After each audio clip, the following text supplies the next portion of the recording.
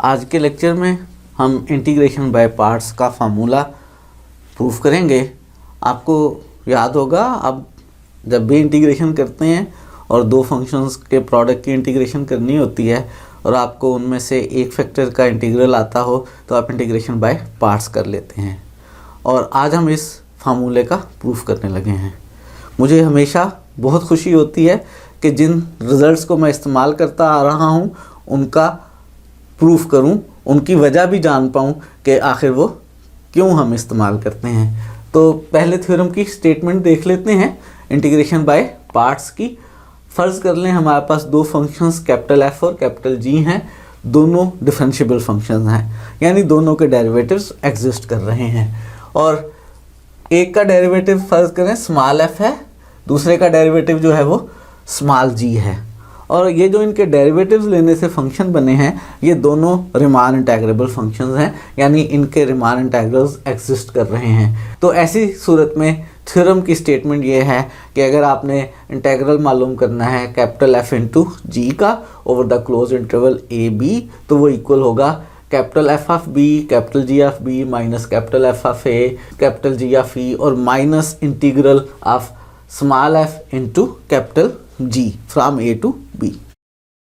हो सकता है आप कंफ्यूज हो रहे हो कि ये कैसे इंटीग्रेशन बाय पार्ट्स है, क्योंकि जब आप इंटीग्रेशन बाय पार्ट्स किया करते थे, फ़र्ज़ करें आपने कैपिटल एफ इंटू स्मॉल जी की इंटीग्रेशन करनी है तो आप कहते थे कि जी मुझे इस फैक्टर का इंटीग्रल मालूम है तो मैं अब इसकी इंटीग्रेशन बाय पार्ट्स करता हूँ। अगर मुझे कैपिटल एफ इंटू स्मॉल जी की इंटीग्रेशन बाय पार्ट्स करनी है तो मुझे इनमें से किसका इंटीग्रल मालूम है। याद करें, लास्ट लेक्चर में हमने प्रूव किया था अगर कैपिटल एफ का डेरिवेटिव स्मॉल एफ है तो स्मॉल एफ का इंटीग्रल कैपिटल एफ होगा और लिमिट्स एवेलुएट करने पे वो capital F of B minus capital F of A होगा। यहाँ पे देखें कैपिटल जी का डेरिवेटिव स्मॉल जी है, इसका मतलब है स्मॉल जी का इंटीग्रल आपको मालूम है। इसमें से ये वाला जो फैक्टर स्मॉल जी है इसका इंटीग्रल कैपिटल जी है। तो अगर मैं इसकी इंटीग्रेशन बाय पार्ट्स करूँ, कैपिटल एफ को as it is small G का इंटीग्रल, और ये इंटीग्रल चूंकि सॉल्व हो जाएगा, इसकी लिमिट्स मैंने राइट साइड पर लिख ली हैं, माइनस स्मॉल जी का इंटीग्रल और कैपिटल एफ का मैंने ले लिया है डेरिवेटिव। अब अगर हम इस जी का इंटीग्रल ले लें तो क्या आ जाएगा, क्योंकि कैपिटल जी का डेरिवेटिव स्मॉल जी है तो स्मॉल जी का इंटीग्रल कैपिटल जी आ जाएगा। यहाँ पे कैपिटल जी आ जाएगा F of X G of X और उसकी लिमिट्स ए से बी जब हम सॉल्व करेंगे तो वो हमारे पास बन जाएगा F of B G of B minus F of A G of A. और यहाँ पे कैपिटल एफ का डेरिवेटिव किसके इक्वल है, स्मॉल एफ के इक्वल है, तो ये small F into capital G का इंटीग्रल। और यही तो करते रहे हैं ना आप। यहाँ पे देखने पे थोड़ा सा डिफरेंट लगता है, लेकिन एक्चुअली जो है ये इंटीग्रेशन बाय पार्ट्स ही है कि आपने दो फैक्टर्स के प्रोडक्ट का इंटीग्रल मालूम करना था, आपको उसमें से जी का इंटीग्रल मालूम था तो आपने फर्स्ट टर्म में जी का इंटीग्रल लिया, सेकंड टर्म में भी जी का इंटीग्रल लिया और सेकंड टर्म में फर्स्ट फंक्शन का डेरिवेटिव लिया और सेकंड टर्म को एक दफ़ा फिर इंटीग्रेट करेंगे, दरमियान में माइनस साइन आएगा, तो ये यही वाला रिजल्ट बन रहा है जो उसने प्रूफ करने के लिए कहा है।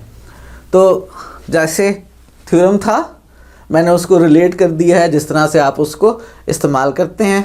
अब आते हैं हम थ्योरम के प्रूफ की तरफ। उसके लिए एक तो यही रिजल्ट याद कर लेते हैं कि अगर कैपिटल एफ का डेरिवेटिव स्मॉल एफ है और स्मॉल एफ इंटेग्रेबल है तो स्मॉल एफ का इंटीग्रल इक्वल होगा capital F of B minus capital F of A के। और ये याद कर लेते हैं कि अगर दो फंक्शंस इंटेग्रेबल हों, रिमान सीरीज इंटेग्रेबल हों या सिंपल रिमान इंटेग्रेबल हों तो उनका प्रोडक्ट भी रिमान इंटेग्रेबल हुआ करता है। और ये रिजल्ट भी याद कर लेते हैं कि दो फंक्शंस इंटेग्रेबल हों तो उनका सम भी इंटेग्रेबल हुआ करता है। इन सारे रिजल्ट्स को याद करते हुए हम थ्योरम के प्रूफ को करते हैं।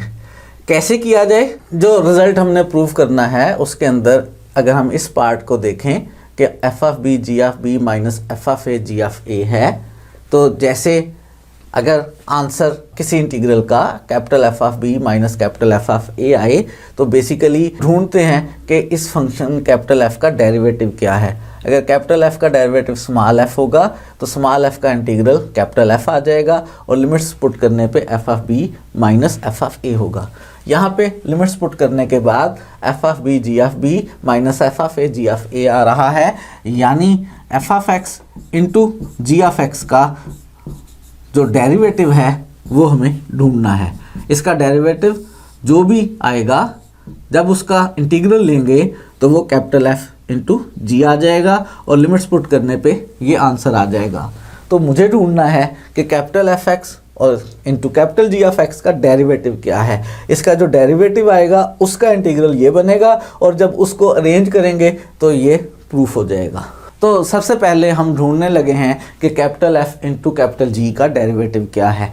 कैपिटल एफ इंटू कैपिटल जी को मैंने एच एफ एक्सपोज कर लिया, इसको डिफरेंशिएट कर लेते हैं विद रिस्पेक्ट टू एक्स और रूल इस्तेमाल कर लेते हैं प्रोडक्ट वाला कि कैपिटल एफ का derivative G as it is plus capital F और जी का डेरिवेटिव। कैपिटल एफ का जो डेरिवेटिव है वो थ्योरम में गिवन है, स्मॉल एफ है, और कैपिटल जी का डेरिवेटिव गिवन है, स्मॉल जी है। तो मेरे पास जो है एच डैश एक्स जो है वो F of X G of X plus F of X into G of X बन गया है। कहाँ कैपिटल आ रहा है कहाँ स्मॉल आ रहा है आपको स्क्रीन पे नज़र आ रहा है, अगर मैं ना भी बोलूँ तो आप देख सकते हैं। ये जो कैपिटल एच का डेरिवेटिव आया है, अगर ये इंटेग्रेबल है तो इसके इंटीग्रल का आंसर कैपिटल एच होगा। ये जो कैपिटल एच का डेरिवेटिव आया है, अगर ये डेरिवेटिव इंटेग्रेबल है तो इसका इंटेग्रल कैपिटल एच के इक्वल होगा। शर्त होती है थ्योरम में कि अगर कैपिटल एफ का डेरिवेटिव स्मॉल एफ आया है तो एफ अगर रिमान इंटेग्रेबल है तो ऐसा होगा। तो अब हमें चेक ये करना है कि जो कैपिटल एच का डेरिवेटिव आया है क्या ये रिमान स्टिल इंटेग्रेबल है। इसमें स्मॉल एफ और स्मॉल जी जो हैं वो रिमान इंटेग्रेबल हैं। कैपिटल एफ और कैपिटल जी हैं या नहीं ये थ्योरम में हमें नहीं गिवन। हाँ, ये गिवन है कि कैपिटल एफ और कैपिटल जी का डेरिवेटिव मिल रहा है। याद करें पुराने रिजल्ट्स, जिन फंक्शंस का डेरिवेटिव मिला करता है वो फंक्शंस कंटिन्यूस हुआ करते हैं। चूँकि कैपिटल एफ और कैपिटल जी के डेरिवेटिव्स मौजूद हैं, एग्जिस्ट कर रहे हैं, इसका मतलब है ये दोनों फंक्शंस कंटिन्यूस हैं। और याद करें एक और बात कि हर वो फंक्शन जो कंटिन्यूस होता है क्लोज इंटरवल पे वो रिमान स्टिल इंटेग्रेबल होता है, या कह लें रिमान इंटेग्रेबल होता है। तो इसका मतलब ये है कि जो कैपिटल एफ और कैपिटल जी जो हैं ये दोनों रिमान इंटेग्रेबल फंक्शंस हैं क्योंकि ये कंटिन्यूस हैं। और यहाँ पे अब हमें ये तो पता चल गया है कि कैपिटल एफ और कैपिटल जी भी इंटेग्रेबल हैं, स्मॉल एफ और स्मॉल जी थ्योरम में गिवन था कि इंटेग्रेबल हैं। तो क्या इनका प्रोडक्ट और इनका सम इंटेग्रेबल है? जी बिल्कुल, आपको मालूम ही है कि अगर दो फंक्शन इंटेग्रेबल हों तो उनका प्रोडक्ट भी इंटेग्रेबल होता है। यहाँ पे capital F capital G, small F small G ये इंटेग्रेबल हैं, तो इनके प्रोडक्ट जो हैं वो भी इंटेग्रेबल हैं ऑन इंटरवल ए बी। और अगर दो फंक्शन इंटेग्रेबल हों तो उनका सम जो है वो भी इंटेग्रेबल हुआ करता है। इसका मतलब ये जो सम है जो कि एच डैश एक्स के इक्वल है, ये हमारे पास इंटेग्रेबल फंक्शन है। अगर ये फंक्शन इंटेग्रेबल है और ये h के डेरिवेटिव से बना है तो इसका मतलब है जब हम इसका इंटीग्रल लेंगे तो आंसर h आ जाएगा। तो इस theorem fundamental theorem of calculus के मुताबिक चूंकि कैपिटल एच का डेरिवेटिव ये है और ये इंटेग्रेबल है तो इसके इंटीग्रल का आंसर कैपिटल एच होगा। और लिमिट्स पुट करने पे ये हमारे पास H of B minus H of A बन जाएगा। और एच हमने किसके इक्वल लिया था? एच हमने F of X into G of X के इक्वल लिया था। तो मेरे पास एच ऑफ बी जो है वो F of B G of B और मेरे पास एच ऑफ ए जो है वो F of A G of A बन जाएगा। ये रिजल्ट मेरे पास आ गया है। क्या यही प्रूफ करना था? ज़रा याद कर लेते हैं कि हमने क्या स्टेटमेंट प्रूफ करनी थी। जो स्टेटमेंट हमने प्रूफ करनी थी उसमें लेफ़्ट साइड पे कैपिटल एफ इंटू जी का इंटीग्रल था और राइट साइड पे स्मॉल एफ इंटू जी का इंटीग्रल था और साथ में ये टर्म्स भी थी। ये टर्म्स तो हमारे पास राइट पर मौजूद हैं। अब हमें चाहिए लेफ़्ट पे कैपिटल एफ और स्मॉल जी का integral.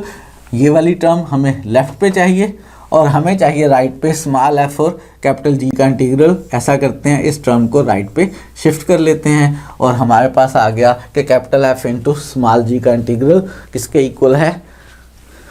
F of B G of B minus F of A G of A minus small F into G का इंटीग्रल ए टू बी। और ये हमने प्रूफ कर लिया है theorem of integration by parts. वो result integration by parts का जो हम बहुत अरसे से इस्तेमाल करते चले आ रहे हैं।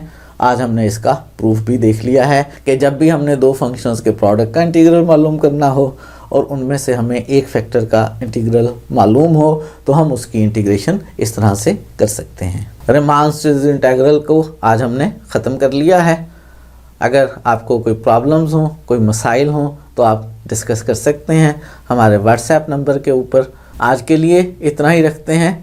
नेक्स्ट लेक्चर में हम स्टार्ट करेंगे स्टडी करना ऐसे फंक्शंस को जो फंक्शंस ऑफ बाउंडेड वेरिएशन हो।